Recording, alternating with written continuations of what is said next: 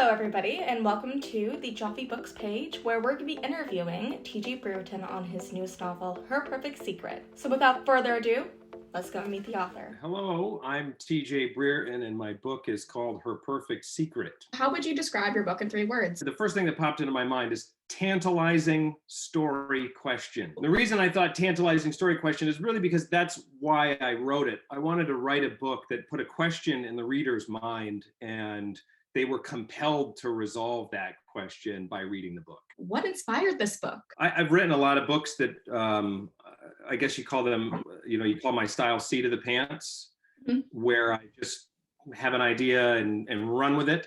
Yeah. Whatever the inspiration is, might be something in my life. This was more of I want to write a type of book. I want to write a type of book with that tantalizing story question. So how can I build something from there? I rely on my wife a lot for ideas, and she's a therapist. Wow.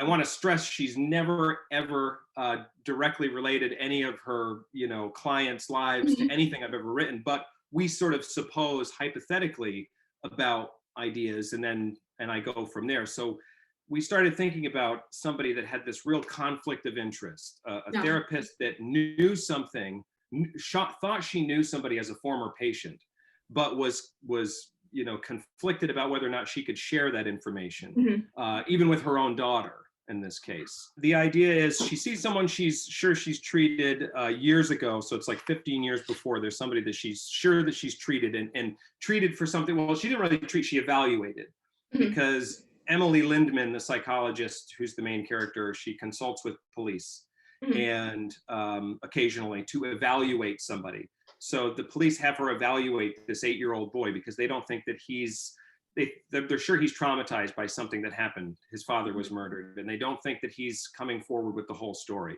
So they have Emily come in and talk to him, which does eventually unlock some of the things that he knows, and then he takes that to the police. That was the inspiration for writing the book. My next question actually is, would you get along with your main character? Yes, I mean, I think that it's psychologists sort of have the manual for. I mean, none of them would say that they know everything. No good psychologist would say that they understand human nature A to Z completely. But I think they have the manual for what's going on inside the human mind and emotionally. That is, we're all going around in the world doing whatever we do, and a lot of us aren't even really understanding of why we're motivated to do what we're doing. And so understanding things like the roots of human behavior is, the psychologist has that advantage in life. And so I love talking with psychologists. I'm really curious about this question, and that is what is the strangest thing that you've ever had to research for a book? It doesn't have to be this one, but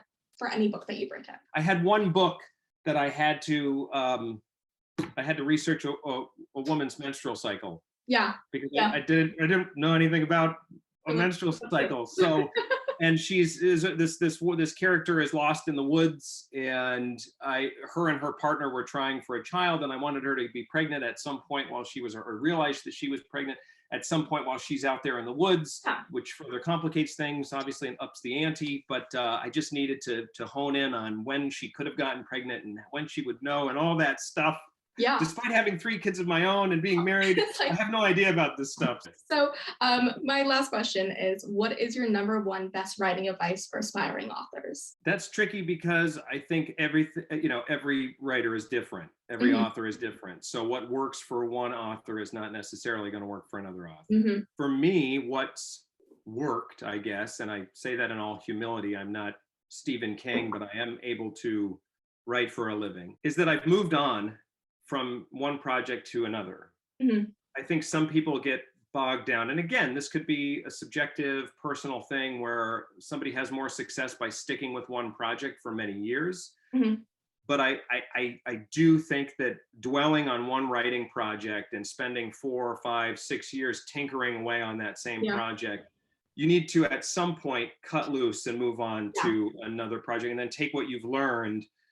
And that's probably the second thing, is that you should get feedback as much as possible. Oh, yes. And the more professional feedback, the better. It doesn't mean spend all kinds of money to get so-called editors online to, but to get real people to give you feedback, and then take that and move on to the next project. So us here at Joffy Books want to say a huge thank you and also congratulations to TJ on his newest novel, Her Perfect Secret, which is out now, and you can go check it out by clicking the link down below. Also, don't forget to go and check out the Joffy Books newsletter, where we keep you up to date on all the books that we're publishing every single day of the week. Thank you all so much for watching, and we'll be seeing you later. Bye!